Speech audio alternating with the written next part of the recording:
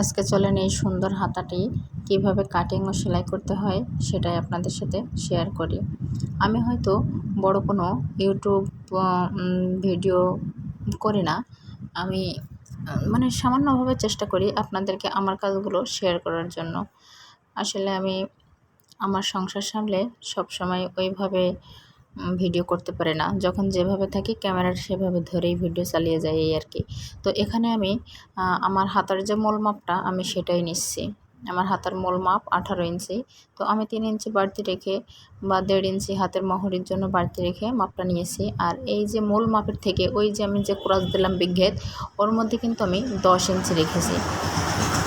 এই হাতাটা প্রাপ্তবয়স্কদের জন্য করতে গেলে আপনাকে মূল হাতার থেকে 10 ইঞ্চি উপরে কাপড় রাখতেই হবে।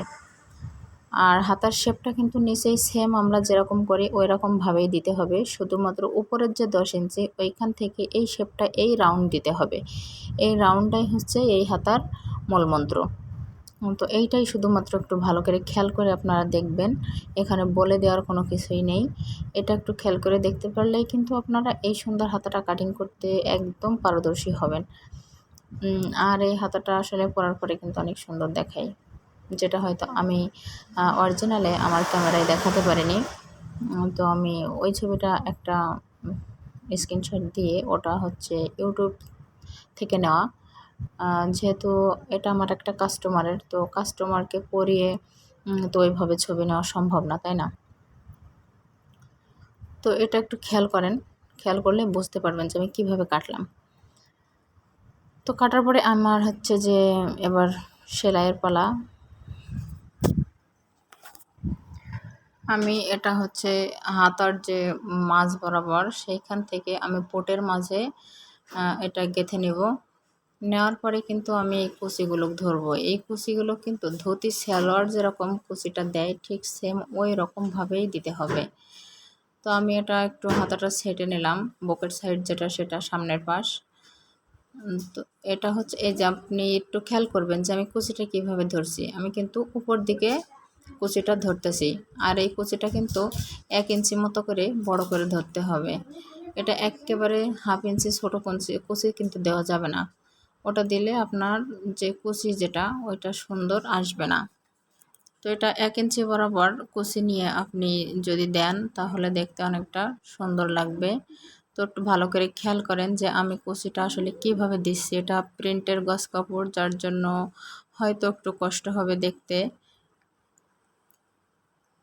তো আমার এটা একটা সাইড হয়ে গেছে, আমি আবার কিন্তু অপর সাইডটা করে নেব। তো অপর সাইডটা করার জন্য আমি কুচিগুলো আগে সুন্দর করে এবার কিন্তু আমি আমার দিক পর্যন্ত কুচি নিচ্ছি। এটা খেয়াল করতে হবে। আগে নিয়েছিলাম উপর দিকে, আর এবার নিচ্ছি নিচের দিকে, না হলে তো কুচির ওই গোল শেপটা আসবে না। তো এটা আমি ধরে একটা আন্দাজ করে নিচ্ছিলাম যে আমার কতগুলো কুচি এ পাশে লাগবে। ও পাশেও যেরকম কুচি দিতে হবে এ পাশেও সেম একই রকমভাবে কুচিগুলো দিতে হবে, কিন্তু তার মধ্যে জিনিসটাকে সাজিয়ে নিতে হবে, না হলে একটু কম বেশ হয়ে যেতে পারে। তো আমি এটা এইভাবে সাজিয়ে তারপরে আমি ওই মাথা থেকে ধরে সেলাইটা দিয়ে দেব। দেওয়ার পরে কিন্তু হাতাটা আমার রেডি হয়ে যাবে। তো আপনাদের যদি কোথাও কোনো কিছু বুঝতে সমস্যা হয় তাহলে অবশ্যই কমেন্ট করবেন, আমি বোঝানোর চেষ্টা করব যতটুকু সম্ভব। এই হাতাটা এখন অনেক সুন্দরভাবে চলছে। এটা আসলে জানি কাজ পারে না জানি কাজ আসমান আর জমিন এরকমই। আমি যখন জানতাম না তখন আমার কাছে অনেক কঠিন ছিল, কিন্তু এখন আমি পেরে গেছি, যার জন্য আমার কাছে এটা একদম মনে হচ্ছে অনেক সহজ।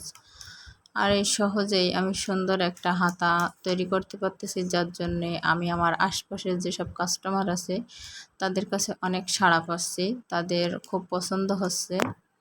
আর তারা অনেক অনেক অর্ডার করতেছে, কিন্তু আমি সেই অর্ডার ঠিকমতো করতে পারতেছি না সব কিছু সামলে। তো যাই হোক, করবো হয়তো ইনশাল্লাহ একটা সময়। আমার কিন্তু হাতাটা হয়ে গেছে, কতটা আমি দেখাতে পারতেছি জানি না, তবে এই যে কুচিগুলো আমার কিন্তু সুন্দর হয়ে গেছে। এটার লোকটা তখনই ভালো আসবে যখন এটা গায়ে পরা হবে তখন। তো আজকের ভিডিওটা এ পর্যন্তই।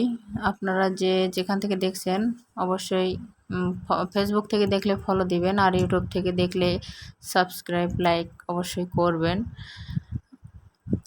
আর কি আর বলবো, এটুকুই বলার ছিল। আর সবাই দোয়া করবেন